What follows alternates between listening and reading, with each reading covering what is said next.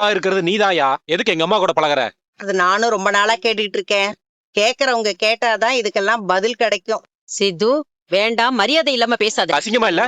அப்படி என்ன இந்த வயசுக்கு மேல உனக்கு லவ் கேக்குது? சை! இதுக்கு மேல நீ ஏதாவது பேசுன தொலைச்சிருவேன். யாரா உனக்கு இத சொன்னது? என்ன பாக்க ஒரு நாள் கூட வராத நீ இதுக்காக தான் வந்தியா? நீங்க ரொம்ப ஓவரா தான் பேசுறீங்க. கொஞ்சம் டீசெண்டா பேசுங்க. யோ, இந்த பத்தி எல்லாம் நீ பேசாத. இன்டீசென்டான வேலையெல்லாம் நீதான் பண்ணிட்டு இருக்க. அடுத்தது ஊட்டிக்கு வேற ஒன்னா போடான்னு பிளான் பண்ணிருக்கீங்களா? சின்ன வயசுல இருந்து உன்னோட க்ளோஸ் ஃப்ரெண்டா இருக்காங்களே விஜயா ஆண்டி, அவங்க தான் எனக்கு ஃபோன் பண்ணி சொன்னாங்க. இத பண்ணல. இந்த ஆளு உன் மனசை கெடுத்து உன்னை மாத்தி வச்சிருக்காரு.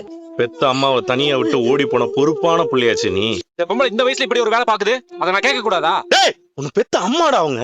அசிங்கமா பேசுற. என்ன இப்படி கடந்து குதிச்சுக்கிட்டு இருக்க? அவன் அம்மாவ அவன் கேள்வி கேக்குறான். உனக்கு என்ன வந்தது? கத்தாதீங்க அத்தை. ஆனா நீங்க இவங்கள பத்தி தப்பு தப்பா கதை கட்டி விட்டுருக்கீங்க. பார்வதி ஆண்டி மனசுல என்ன இருக்குன்னு கூட உங்களுக்கு தெரியல. நீங்கெல்லாம் ஒரு ஃப்ரெண்டா? நீங்க பண்ணது பெரிய தப்பு. எந்த தப்பும் செய்யலேன்னு உனக்கு புரியும் போது நீ என்ன தேடி வா. இப்ப நீ போலாம். செய்யறதெல்லாம் செஞ்சுட்டு நீங்க எதுக்கு என் வீட்டுக்குள்ள வந்தீங்க? போங்க வெளியே 2 பேரும். அக்கா தங்கச்சி மாதிரி நானும் பார்வதி இருந்தோம்.